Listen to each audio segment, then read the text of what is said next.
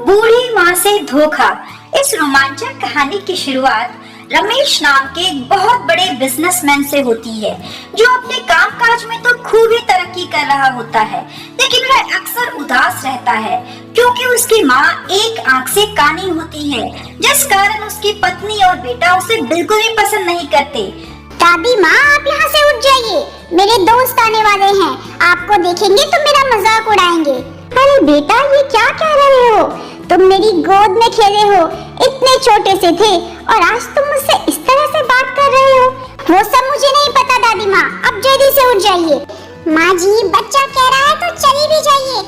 वैसे भी अक्सर आपको देखकर लोग हमें ताना देते हैं और हमारा मजाक ही तो उड़ाते हैं। बहू, मेरे कमर में बहुत दर्द है, मुझे सीढ़ियाँ चढ़ने में भी तकलीफ होती है, पर ठीक है, अगर तुम्हें अच्छा नहीं लगता तो मैं यहाँ से चली जाती हूँ। भारी मुश्किल कदमों के साथ धीरे धीरे गायत्री देवी सीढ़ियाँ चढ़कर अपने कमरे की तरफ जाते हैं। इधर चिंकू और उसकी माँ खूब ही मजे करते हैं। अपनी माँ की ऐसी हालत देखकर रमेश का दिल दहल जाता है, पर वह चाहकर भी कुछ नहीं कर सकता क्योंकि उसकी पत्नी बहुत बड़े मल्टीनेशनल कंपनी की मालकिन होती है और उसके ससुराल वाले बहुत अमीर लोग होते हैं। समाज में अपने ऊंचे पद और प्रतिष्ठा को बचाने के लिए हर बार उसे अपनी माँ की बेइज्जती बर्दाश्त करनी पड़ती है।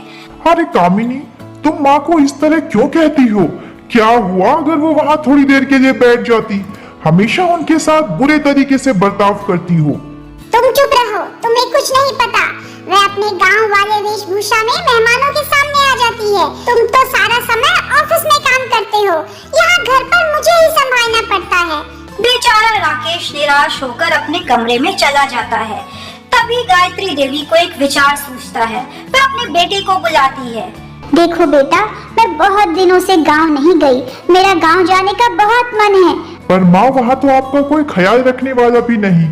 अरे बेटा, तुम चिंता क्यों करते हो?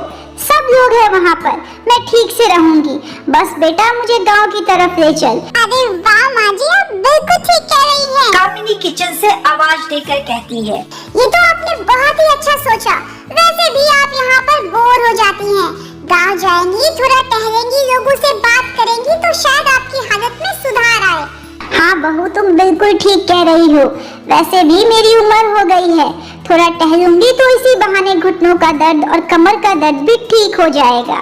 हाँ हाँ हाँ, ठीक है ठीक है ठीक है बेटा, अब मुझे गांव ले चलो। राकेश अपनी माँ का सारा सामान बांधकर एक लंबी बड़ी सी गाड़ी में अपनी माँ को गांव के रास्ते ले जाने लगता है। बेटा तू चिंता मत कर, मैं तेरी मन की स्थिति को समझ रही हूँ। तू बहुत परेशान है और यकीन मान, ये फैसला तेरे और मेरे हम दोनों के लिए ठीक है।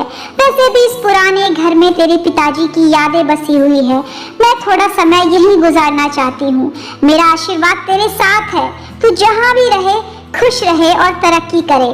और हाँ, मेरी बहू का भी ध्यान रखना। ठीक है माँ, मैं जा रहा हूँ, तुम भी अपना ध्यान रखना। रमेश आंखों में आंसू लिए निराशा के साथ शहर वापस आ जाता है। बहुत दिन गुजर जाते हैं। रमेश के चाचा का बेटा तेजस बहुत बड़ी मल्टीनेशनल कंपनी में काम करता है और वह अब भारत वापस आता है। उसे देखने के लिए चारों तरफ भीड़ उमड़ जाती है। जैसे ही तेजस घर के अंदर आता है, वह तुरंत ही अपने भाई और भाभी से पूछता है कि चाची कहाँ है?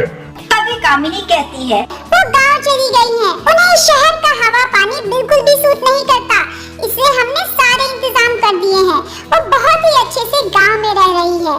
जैसे ही तेजस राकेश की तरफ देखता है, राकेश की आंखें शर्म से नीचे झुक जाती है। तभी तेजस कहता है, कल ही हम सब लोग गांव जाएंगे। चाचा जी से मिलने के लिए बहुत दिन हो गए, मैंने उन्हें देखा नहीं। जैसे ही वह अपनी चाची को देखता है, वह पलंग पर लेटी होती है।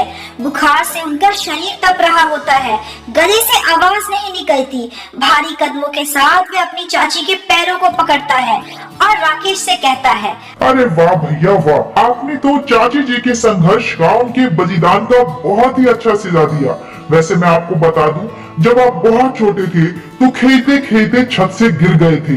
आपका पूरा शरीर खून से लथपथ था।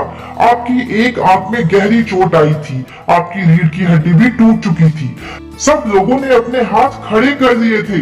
अरे तब वो चाची जी ही थी जिन्होंने आपको अपनी आंखें दी, अपनी रीढ़ की हड्डी में बोन मैरो ट्रांसफर करवाया और आपकी जान बचाई। अरे अगर आज आप इतने सुंदर, इतने सही सलामत और अपने पैरों पर परिवार के साथ खड़े हुए हैं तो इसका कारण चाचा जी ही है। पर आपने तो उन्हें घर से निकालकर बहुत सम्मान दिया। चाची जी, अब आपको इन दुष्ट लोगों के साथ रहने की कोई जरूरत नहीं है। आप मेरे साथ अमेरिका चलिए, मैं आपका ध्यान रखूंगा। मैं आपको यहाँ अकेले नहीं छोड़ सकता। ये सब सुन के मानो राकेश के पैरों के नीचे जमीन निकल गई। वह अपनी माँ के पास भाग कर गया, उनके हाथ को पकड़ा और उनके हाथों को चूमा। माँ, मुझसे बहुत बड़ी गलती हो गई। अब तुम मेरे साथ उस घर में रहोगी, सिर्फ तुम। कामनी ने भी अपनी सास को गले से लगाया। दोनों अपनी सास को पकड़कर जोर जोर से रोने लगे। कामनी ने उन सबको माफ कर दिया क्योंकि आखिरकार उसका दिल एक माँ का दिल था। वह वापस अपने बच्चों के साथ आ गई। कामनी ने अपने किए हुए पर बहुत ही पछतावा जाहिर किया।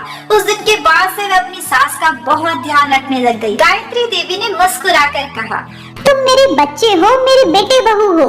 अगर मैं तुम्हारे लिए नहीं करूंगी तो भला किसके लिए करूंगी? ऐसा कहकर उसने अपने बेटे और बहू को गले से लगाया और उस दिन के बाद सब कुछ ठीक हो गया। So I hope you enjoyed this beautiful story. Don't forget to share and subscribe for more videos. Thank you for watching.